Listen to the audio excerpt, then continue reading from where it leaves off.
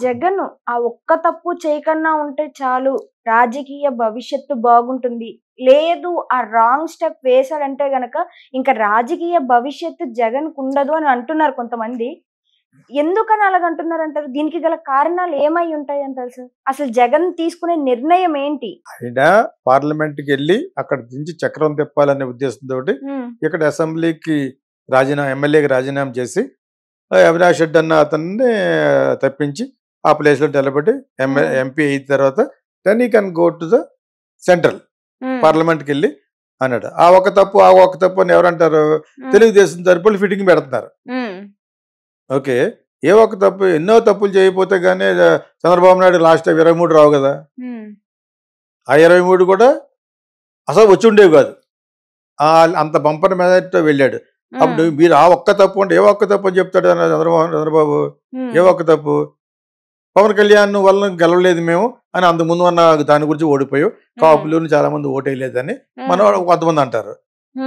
Anti incumbence అంటారు. ఎప్పుడు కూడా చంద్రబాబు నాయుడు మీద సింగపూర్ చూపించాడు, అవి చూపించాడు, అమరావతిలో ఏమీ చేయలేదు, అన్ని అప్పులు చేసి వెళ్ళిపోయాడు అని ఒక వర్గం అంటారు. అన్నీ కలిసి వెరసి అట్టర్ ఫ్లాప్ అయిపోయావు లాస్ట్ టైం. అదే కదా. ఇప్పుడు ఇతను అయిపోయాడు. ఇతను యాంటీ ఇన్కంబెన్స్, సైకోయిజం ప్లస్ ఏమో అతని క్యారెక్టర్ ఒకటి కాదు, అన్నీ చాలా మంది తెలిసిపోయి. ఆ ఒక్క ఓల్డ్ పీపుల్కి డబ్బులు వేయటం అనేది తప్పితే మిగతా అన్నీ కూడా వీడు తన వేస్ట్, డెవలప్మెంట్ లేదు, ఏమీ లేదు. స్టేట్ని చాలా అధపాతాలను నొక్కేశాడు. అది బట్టు కరెక్ట్. స్టేట్ అనేది డెవలప్ చేయకుండా what the hell is this అది అందరికి తెలిసిపోయింది. ఆ తప్పు అంటే నా ఉద్దేశంలో అది ఎంపీగా నిలబడ్డం, మళ్ళీ అక్కడికి వెళ్ళడం స్ట్రాటజీ. అతనికి ఏదో ఫిట్టింగ్ పెట్టడానికి చూస్తున్నారు తెలుగుదేశం వాళ్ళు. ఆ ఒక్క తప్పు ఏ ఒక్క తప్పు కాదు, అది స్ట్రాటజీ. మిమ్మల్ని మళ్ళీ నొక్కేయడానికి వెళ్తున్నాడు. మిమ్మల్ని మళ్ళా నొక్కేసి మేము మీకును మోడీకి చంద్రబాబు నాయుడికి ఎరగొట్టేసి అవసరమైతే అక్కడ ఉండి రాజకీయం చేసి ఇండి కూటమిలో జంప్ చేస్తామని బీజేపీని భయపెట్టడానికి కూడా వెళ్తున్నాడు. ఎన్నో ఉంటాయి. ఇప్పుడు పడ్డవాడికి తెలుస్తుంది. అది ఒకసారి పడిపోతే కానీ క్షవర పోతే కానీ వివరం రాదు. ఇప్పుడు వచ్చుండదు వివరం సరికి వైఎస్ అబ్బాయికి జగన్కి. అక్కడికి వెళ్ళిందా చక్రం చెప్తున్నాడు. అక్కడికి వెళ్ళకుండా ఏదో విధంగా దెబ్బేసేద్దాం. కొంత ఏం చేస్తారు, ముందు గల్లీకి తిరిగేసి నేను ఓడించుతాను మన ఎవరో అన్నారు. ఎవరో అతను, నువ్వు ఎన్ని తిరిగినా నువ్వేం చేయగలవు? నువ్వు కర్ణాటకలో నీకు సరిగ్గా తెలియదు. కర్ణాటక కదా, రేవంత్ రెడ్డి ఇస్తాం తెలంగాణ కదా, నువ్వు అక్కడికి వెళ్ళి ఏం చేయగలవు అన్నాను. కేసీఆర్ అక్కడికి వెళ్ళి అమరావతికి వచ్చి ఒక సెపరేట్ పార్టీ పెట్టేసి అక్కడ అడుగున్నాడు. ఇవన్నీ జరగనివి అన్నీ. అదేవిధంగా చంద్రబాబు నాయుడు కూడా మళ్ళీ అక్కడికి వచ్చి తెలంగాణలో నిలదొక్కుంటానంటే it will take some time. ప్రజలు ఒప్పుకోరు ఇక్కడ. లీడర్స్ ఒప్పుకుంటే సరిపోదు కదా. లీడర్స్ 10 మంది ఆఫీస్కి రమ్మంటే ఎన్టీఆర్ భవన్కి వస్తారు. ప్రజల్లో లేదు చంద్రబాబు నాయుడుకి, ఇంకా రాలేదు సరే కదా. అతనంటే భయం, చాలా ఫిట్టింగ్ మాస్టర్ అని. వాళ్ళ క్యాస్ట్కి శేర్లింగపల్లి కమ్మాస్ తప్పితే మిగతా వాళ్ళు ఎవ్వరూ కూడా తెలంగాణ ప్రజలు they don't like simply Chandrababu Naidu. You take my word. అంచేత అది ఇదెంత నిజమో రేవంత్ రెడ్డి గల్లీ తిరిగేసి జగన్ ఓడించడం కూడా అంతే నిజం. ఎవరు గేమ్ ప్లాన్ వాళ్ళు చేస్తూ ఉంటారు. గేమ్ ప్లాన్ ఎందుకు? వాళ్ళు ఏదో డిస్కరేజ్మెంట్కి డిస్కరేజ్ అయ్యే స్టేజ్లో జగన్ లేడు. ఎంతకంటే మొలగడు కదా, మొత్తం మునిగిపోయాడు. ఇప్పుడు ఎందుకంటే మొలగడు. ఇప్పుడు తేలతో అనే ప్రాసెస్లో పార్లమెంట్కి వెళ్ళి చక్రం తిప్పుతాడు. ఎందుకంటే డబ్బులు ఉన్నాయి, అతనికి పొలిటికల్ లక్ కూడా ఉంది. ఓడిపోవడం కారణం only because of Vivekananda Reddy. అతన్ని అది పాపం కొట్టేసింది. తర్వాత అతని పరిపాలన కూడా బాగలేదు. అక్కడ చెట్లు బొలిచేటట్టుగా అమరావతిలో దాన్ని ఇగ్నోర్ చేసేసి 16 చోట్ల ఆఫీసులు కట్టేసుకుని జయలలిత అనుకుందాట ఇక జీవితం అంతా నేనే సీఎం అని. ఇక్కడ కరుణానిధి మీద కోపంతో కరుణానిధి వాళ్ళు ఆ పార్టీ వాళ్ళు శారీ లాగేశారు అసెంబ్లీలో జయలలితని. డిఎంకే వాళ్ళు అంత క్రూరత్వంగా మాట్లాడుతుంటే వెళ్ళి కొట్టపోయి చీర లాగేశారు.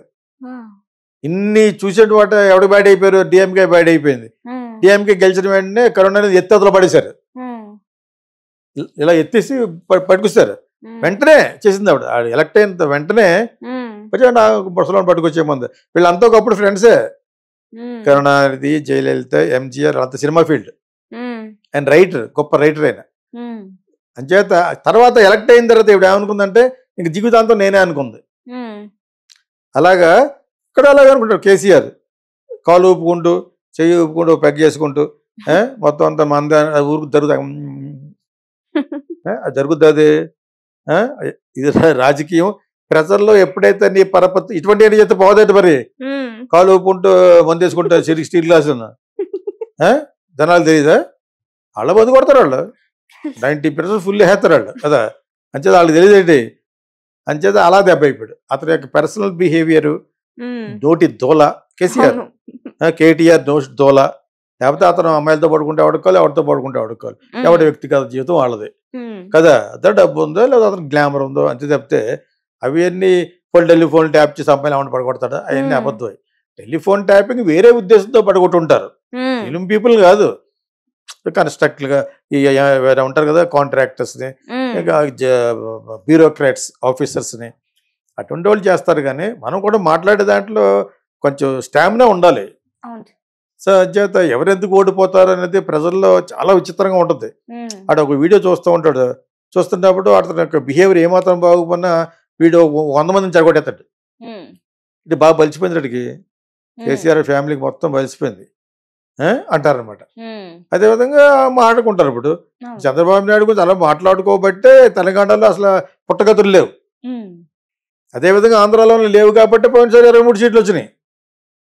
అది మర్చిపోకుండా జాగ్రత్తగా ప్రవర్తించుతూ నీ ప్రవర్తన, నీ యొక్క బాడీ లాంగ్వేజ్, ఉమ్, నువ్వు చేసే డెవలప్మెంట్లో కొంత నిజం ఉండాలి. ఉమ్, ఊరికినే పోలవరం ఇచ్చేయండి, ఊరిని అది ఇచ్చేయండి, ఊరినే స్పెషల్ స్టాటస్ ఇచ్చేయండి అంటే ఉమ్. వాళ్ళంత అమాయకుల. మామూలుగానే సౌత్ ఇండియాకి ఎవరు, అవును. సౌత్ ఇండియాకి ఏం చేరాడు ఉమ్, మరి మోడీని వీళ్ళందరూ. ఊరిని ఎక్కడికి వచ్చి కాలేజ్ కూర్చుంటాడు అమిత్ షా, కూర్చుంటే వేస్తారంటే ఓట్లు. ఉమ్, నువ్వు ఆడిన చాణక్య నాటకంలో ఇక్కడ జగన్ను చంద్రబాబు నాయుడు పడిపోయారు, ఇద్దరి మీద కేసులు ఉన్నాయి కాబట్టి. ఉమ్, ఆ విధంగా నువ్వు 7 సీట్లు సంపాదించుకుంటే తప్పితే మీ గొప్పతనం కాదు. ఉమ్. జగన్ మీద ఉన్న బ్యాడ్ వలన మొత్తం కూటమే గెలిచింది. నేను మళ్ళీ చెప్తున్నాను. అమిత్ షాకు ఉన్న యాటిట్యూడ్ ఎవరికి ఉండదు. నువ్వు చెప్తే వేస్తారు, నువ్వు వస్తే నీకు అయోధ్యలోనే వేయలేదు, చిత్తుగా ఓడిపోయారు. కాశీలో వచ్చి మెజారిటీ తగ్గిపోయింది. ఉమ్, ప్రజలు ఎందుకు అప్పుడప్పుడు చెప్తూ ఉంటారు, ఆగండి స్పీడ్ తగ్గించు, ఎవరంటారు, ప్రజలే అంటారు. అర్థమైందా? ఉమ్, ఇంటర్నేషనల్గా మరి మోడీ గారికి చాలా మంచి పేరు ఉంది, బాగా మహాడగాళ్ళు అన్ని. ఆయన యాక్చువల్గాను ఈ ఇతర దేశాలు తిరగడం కోసం ఆయన ప్రైమ్ మినిస్టర్ ఉంటే బెటర్. ఆయన ప్రైమ్ మినిస్టర్ ఇక్కడ చేసే పనులు మటుకు ఉమ్, అమిత్ షాతో వాళ్ళతో చేయించి ఉమ్. ఆయన మటుకు దేశాలు తిరిగి వస్తే బెటర్. ఆయనకు అంత గ్లామర్ ఉంది అక్కడ. నిజం కూడా. చాలా హైయెస్ట్ అవార్డు ఇచ్చారు ఈ మధ్య, సివిలియన్ అవార్డు, ఉమ్, సెయింట్ ఆండ్రూస్ అని ఒక అవార్డు ఇచ్చారు అవును. ఎవరికి, మన మోడీ గారికి. ఉమ్, సో ఎప్పుడో అది ముందు ప్రెసిడెంట్ గోపరిచ్చా ఉన్నప్పుడు ఇచ్చింది. దాని తర్వాత చాలా కాలం తర్వాత, ఇప్పుడు కాదు అది, ఉమ్. ఎప్పుడో 1600 1700లోనో కనిపెట్టిన అవార్డు అది. సో ఇప్పుడు వాట్ ఎవర్ ఇట్ ఈస్, ఇది విషయం. సార్, జూనియర్ ఎన్టీఆర్ గారికి సంబంధించిన ఒక వీడియో ఈ మధ్య సోషల్ మీడియాలో చాలా వైరల్ గా మారింది సార్. అయితే విడుదల రజనీ గారు ఎదురుగా రాగానే లేచి నమస్కారం పెట్టారు అనే వీడియో ఇప్పుడు సోషల్ మీడియాలో బాగా వైరల్ గా మారింది. దాన్ని మన వాళ్ళు ఇంకాస్త హైప్ చేస్తున్నారు. అసలు దీని వెనక గల కారణం ఏంటి? ఎందుకని విడుదల రజనీ ఎదురుగా రాగానే లేచి నమస్కారం పెట్టారు జూనియర్ ఎన్టీఆర్? దీనికి గల కారణం ఏమై ఉంటుంది అంటారు సార్? ఎవరు లేచారు? జూనియర్ ఎన్టీఆర్ గారు. విడుదల రజనీ లేచిందా లేకపోతే జూనియర్ ఎన్టీఆర్ లేచాడా? అది క్లారిటీ లేదు నీకు. ఆ అమ్మాయి లేచి ఉంటుంది. ఆయన జూనియర్ ఎన్టీఆర్ ఎందుకు లేస్తాడు? ఇద్దరు ఒకేసారి లెగిస్తే మర్యాదపూర్వకంగా, నేను చూడకుండా చెప్పకూడదు కాబట్టి, ఏదేం జరిగినా కూడా ఇతను ఒక స్టార్ కింద, పెద్ద వయసులో పెద్ద డిఫరెన్సే ఉంటుంది. బహుశా ఇద్దరు ఒకటే ఏజ్ ఏమి ఉంటుంది. ఆర్ విడుదల రజని ఆ పేరే భలే ఉంటుంది, నేడే విడుదల రజని. ఆ అమ్మాయి కొంచెం బాగానే ఉంటుంది యాక్చువల్గాను, పొందిగా వెల్ డ్రెస్డ్ అప్, బాగా మెసేజ్ ఉంటున్నారు వైఎస్ఆర్సీపీలో. ఎవడు వేయడు అందరూ వేస్తారు. అంచేత కంఫర్టబుల్గా ఏదో ఫంక్షన్లో కలిసి ఉంటారు. కలిసినప్పుడు జూనియర్ ఎన్టీఆర్ దగ్గర కొంచెం మాట్లాడితే మనం అందరూ అలా వాగుతామని చెప్పి తెలుసు కదా. ఎవడో పెడతాడు ఫిట్టింగ్. స్త్రీలు అలాగే వెళ్తుంది అనుకో, ఇలా సర్దుకుంటూ ఉంటుంది, అక్కడే పెడతాడు కెమెరాడు. ఆ అమ్మాయి కూడా తెలియదు పాపం, ఇక్కడ అలా పెట్టినట్టు పైకి వస్తా, నేను ఒకసారి చెప్పాను ఆల్రెడీ, పైకి వస్తూ ఉంటుంది. అమ్మాయి కొంచెం క్రేజీలో ఉంది కాబట్టి వచ్చేటప్పుడు సర్దుకుంటారు కదా, పొట్ట కనపడకుండా గ్యాప్, ఈ గ్యాప్ మీద పెట్టాను సినిమాలో నేను కోకిల సినిమాలో. అంచేత ఆ గ్యాప్ కనపడకుండా పెట్టుకుంటే వీడు అక్కడే పడతాడు, మిగతా వాళ్ళందరూ అవసరం లేదు అడిగి. ఈ గ్యాప్ మెయింటైన్ చేసుకుంటే వెళ్తాడు అనమాట. అది పెడితే వాడికి మంచి వైరల్ అవుతుంది కదా మరి, అదేందా. సో అదే విధంగా విడుదల రజనీ కొంచెం బాగానే ఉంటది చూడడానికి. జూనియర్ ఎన్టీఆర్ బిగ్ స్టార్, ఇప్పుడు ప్రజెంట్ స్టార్ కాబట్టి ఇద్దరు నిలబట్టి కరచాలనం చేస్తున్నారా. కరచాలనం అంటే ఒకళ్ళ చేతిలో ఒకటి పట్టుకుంటారా, అక్కడే పెడతాడు కెమెరాడు పెట్టుకుంటారు, ఏమన్నా గట్టి అన్నాడా అని చెప్పేసి. సో సోషల్ మీడియాలో ఏదో ఒకటి కావాలి కాబట్టి ఇప్పుడు అందరూ జాగ్రత్తగా ఉన్నారు. జనరల్ గా ఆపద్ధర్మంగా అన్ఎక్స్పెక్టెడ్ గా జరిగిన ఈవెంట్ కాబట్టి దానికి ఇంకా మళ్ళాటోడు ఎక్కువ మాట్లాడేసి ఊహించేసుకుని విడుదల రాజని జూనియర్ ఎన్టీఆర్ డేట్లు అడుగుతుంది, ఇంకా ఆ లెవెల్లో కూడా చెప్పేసుకుంటారు. అర్థమైందా. చేత ఇది ఒక పెద్ద న్యూస్ కాదు కానీ, బట్ ఇద్దరు బాగానే ఉంటారు కాబట్టి. ఒక స్టార్, అతని గురించి మనం సర్టిఫై చేయటువంటి junior NTR is already pan India star కదా, ఆల్సో గుడ్ యాక్టర్, సకల కళా వల్లభుడు అంటాను అతన్ని నేను ఎప్పుడు. జూనియర్ ఎన్టీఆర్ నేను ఇచ్చిన టైటిల్ ఏంటంటే సకల కళా వల్లభుడు. పాట పాడగలడు, నటించగలడు, ఫైట్ చేయగలడు, అన్ని క్యారెక్టర్లు అన్ని మెథడ్ యాక్టింగ్ చేయగలడు. అంచేత ఐ లైక్ హిమ్. ఒకప్పుడు ఏదో ఒకసారి అన్నాను, కొంచెం ఎక్కువగా చేసేవాడు అనమాట, కొంచెం ఎథిస్ట్ లాగా అతి అనమాట. ఆ అతి కొంచెం తగ్గిపోయింది, ఇప్పుడు సైలెంట్ అయిపోయాడు. బిగినింగ్ లో అతి చేసేవాడు. నాకు ఎన్టీఆర్ ఒకటే తెలుసు, చిరంజీవి వాళ్ళందరూ తెలుసు ఆ టైప్లో అన్నాడు అనమాట. 2 సినిమాలు దొబ్బినాయి, మళ్ళీ లైన్లోకి వచ్చాడు. కొంచెం ఎక్కువ మాట్లాడేవాడు అనమాట. మళ్ళీ ఎందుకు చెప్తానంటే నేను అలా చెప్తానే ఉంటాను, మీరు మారే వరకు అలా చెప్తానే ఉంటాను. ఎవడైనాను చిరంజీవి అని చెప్తాను, పవన్ కళ్యాణ్ అని చెప్తాను. నేను చెప్పకపోతే వాళ్ళు చెప్పుకుంటారు, తెలీదా. అందరి గురించి నిజాన్ని నిర్భయంగా చెప్పగలగడం గీతా కృష్ణ యొక్క మెయిన్ క్యారెక్టరిస్టిక్. ఇట్స్ మై దాన్ని ఏమంటారు USP. So junior NTR now ఈ సెటిల్డ్, ఇట్స్ గుడ్. అతనిలో మంచితనం కూడా ఎదుగుపడింది. అంతకుముందు ఫ్లాప్ అయిపోయిన హీరోకి మళ్ళీ, హీరో కాదు డైరెక్టర్కి మళ్ళీ సినిమా ఇచ్చాడు. చిరంజీవి తోటి అతిపెద్ద భారీ ఫ్లాప్ ఇచ్చిన ఘనత కొరటాల శివకు దక్కించుకున్నాడు అనమాట, సినిమాని ఫ్లాప్ చేసి. సో అతనికి లూప్ లైన్ లో ఉన్నది ఏంటి, జూనియర్ ఎన్టీఆర్ సినిమా. అదే ఇప్పుడు వచ్చేది దేవరాయుధం అవుతుంది కదా, మరి యాక్చువల్ గా ఇంకొక ఎవడనైతే పక్కన పెడతాడు, ఎనీ హీరో పక్కన పెడతాడు. ఇంకో సినిమా అయిన చూద్దాం, ఈలోగా జనాలు నేను మళ్ళీ గుర్తు తెచ్చుకునే లోపల అని ఇస్తాడో మానేస్తాడు. బట్ జూనియర్ ఎన్టీఆర్ స్టుడ్, ఆ మాట మీద నిలబడి అతనికి అందరిలాగా అతను తీసేయకుండా పెట్టడం అనేది అతని క్యారెక్టర్ బాగా నిలబెట్టింది. అందరు హీరోల కంటే ఈజ్ ఎ గుడ్ పర్సన్ కింద అర్థమైపోయింది జూనియర్ ఎన్టీఆర్. అర్థమైందా. సో ఇది ఏదో సందర్భంలో విడుదల రాజు యాక్టర్ స్టార్ జూనియర్ ఎన్టీఆర్ పక్కన నుంచోవడం వల్ల ఎవరికి లబ్ధి, నీకే అక్కడ ఆల్రెడీ చిత్తుగా ఓడిపోయావు.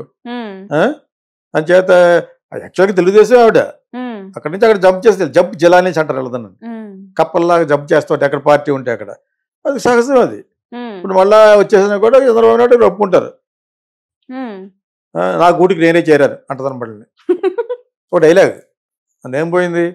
అంచేత ఈలోగా చిన్న ఎక్కడ కలిశారు కాబట్టి అతనితో ఒక పిక్చర్ ఉండటం వల్ల ఇలా మాట్లాడుకుంటారని చెప్పేసి ఇద్దరికే తెలుసు.